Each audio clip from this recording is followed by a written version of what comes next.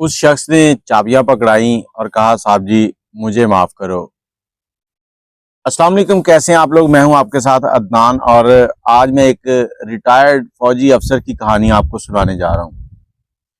ये फौजी अफसर रोजाना वॉक के लिए पार्क में आता था और वॉक करते हुए हर शख्स को सलाम करता था। इसकी उम्र तकरीबन कोई 65-70 साल के करीब थी। इसके साथ इसकी बेगम भी होती थी। दोनों मियाँ बीवी इकट्ठे वॉक करते थे और शौहर जो है वो हर जाने अनजाने शख्स को सलाम करता था, चाहे वो पहली बार उसे मिला हो या कई बार मिल चुका हो। और मैं भी वहां से गुजरता था, रोजाना मुझे भी सलाम करता था और मेरे पास ये तजस्सुस बनता जा रहा था कि ये सलाम क्यों करता है जबकि ये मुझे जानता नहीं है। ये बुजुर्ग है, मुझे इसको सलाम करना चाहिए, ये क्यों सलाम करके जाता है। मैंने कई बार चाहा कि मैं उसे पहल करूं, लेकिन मुझसे पहले वो पहल कर जाता था। एक दिन पार्क के जो कैंटीन थी वहां पर मैं गया हूं तो वो मियाँ बीवी दोनों बैठे इंग्लिश अखबार पढ़ रहे थे। अब मैं हैरान हो गया हूं कि दोनों पढ़े लिखे भी हैं। तो मैं उनके साथ वाली सीट पर बैठ गया हूं और सीट पर बैठ के मैंने चाय मंगवाई, चाय पीने लगा हूं। उसके साथ ही मैंने उनसे बातचीत शुरू की। सलाम तो वो मेरे कमरे में दाखिल होते ही मुझे कर चुके थे।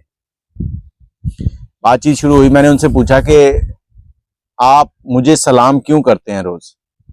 उन्होंने एक ठंडी सांस भरी और पेपर जो है वो टेबल के ऊपर रखा, कुर्सी का रुख मोड़ा और मेरी तरफ चेहरा कर लिया, जैसे वो कई दिनों से मुझे कुछ कहना चाह रहे हैं और वो मौके की तलाश में है।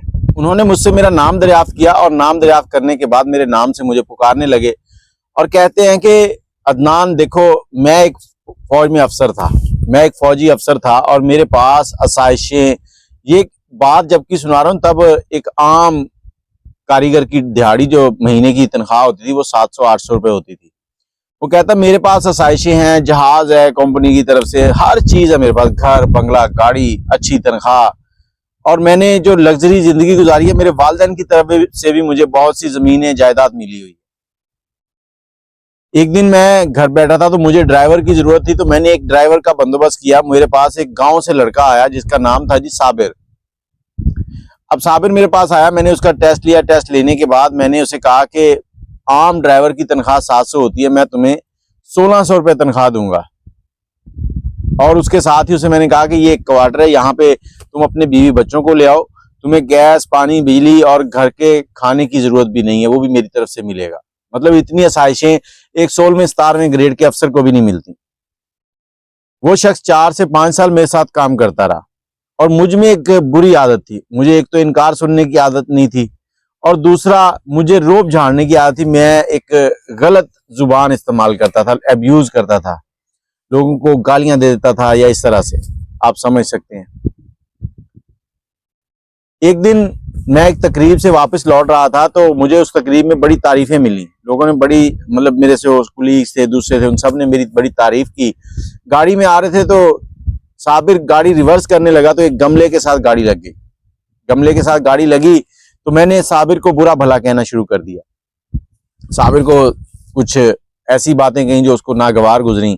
उसने 2 से 3 बार मुझे कहा कि साहब जी बुरा भला कह रहे हो तो ठीक है, लेकिन गाली ना दो। मैं फिर उसको गाली दे रहा था। मैं गुस्से में था क्योंकि मेरी जवानी थी, 30 साल की उम्र और पैसा, रोब, जवानी, जोश सब कुछ था। मैं अपने मजे में था। उसने कहा साहब जी अगर आपने ऐसे ही करना है तो ये रही चाबी और मैं आपकी नौकरी नहीं करता। तो मैंने सोचा ये पागल हो गया है, 1600 रुपए इसको तनख्वाह दे रहा हूँ, आसाइशें दे रहा हूँ, इतनी तो 18वें ग्रेड के किसी अफसर की तनख्वाह नहीं होती। अभी दिमाग सेट हो जाएगा सुबह तक। मैं कमरे में गया हूँ, जाके मैं सो गया हूँ। सोने के बाद सुबह उठा हूँ, मुझे यही उम्मीद थी कि साबिर मेरे पास आएगा, मुझे सॉरी कहेगा, उसके बाद मामला खत्म, क्योंकि मैंने उसे दिल से बुरा भला नहीं किया कहा था। मैं बस एक वो आदत के तौर पे मजबूर था। सुबह उठा हूँ, मैंने लड़के को कहा कि साबिर को बुलाओ, फलान जगह जाना है। उसने कहा साहब जी साबिर तो रात को ही चला गया।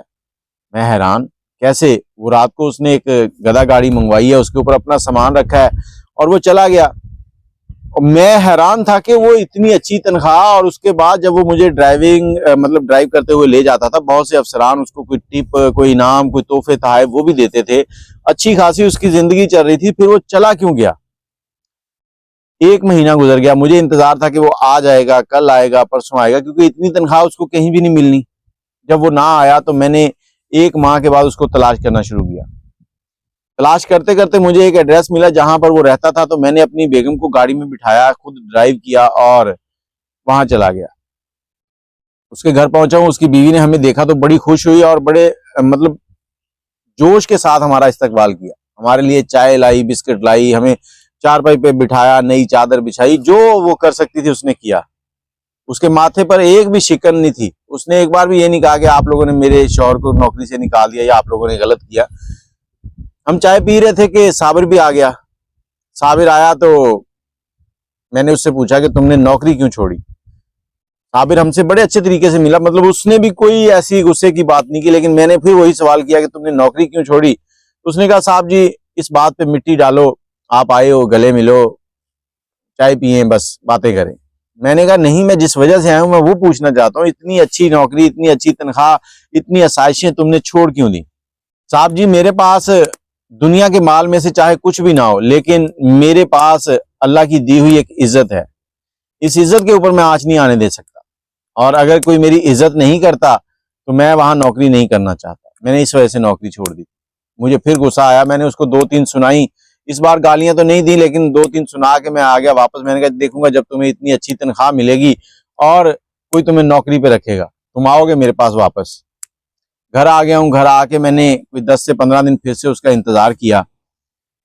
10 से 15 दिनों के बाद मुझे फिर तजस्सुस होने लगा कि ये शख्स आया क्यों नहीं, क्योंकि जब हम उसके घर गए थे तो उस वक्त तक उसको नौकरी नहीं मिली थी।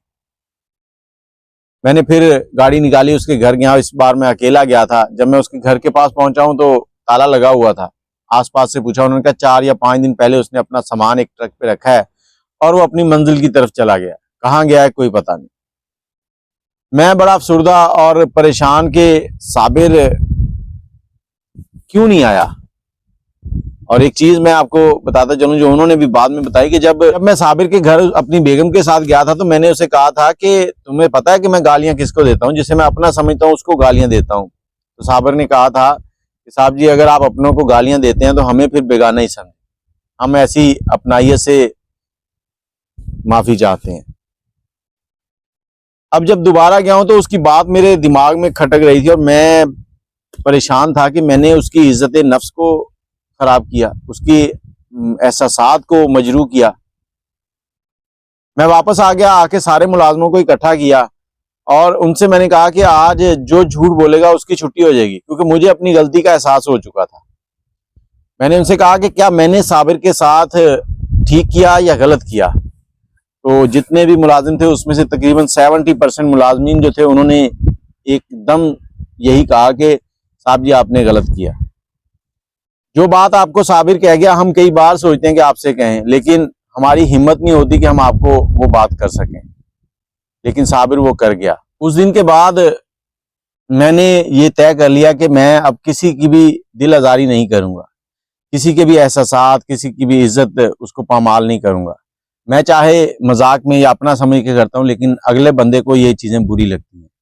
मेरा साबिर जो है वो उस दिन चला गया था और मेरी आपसे गुजारिश है कि अगर आप वीडियो में ये मेरी तरफ से बयान दे दें कि मैं अपने साबिर से माफ़ी का तलबगार हूँ।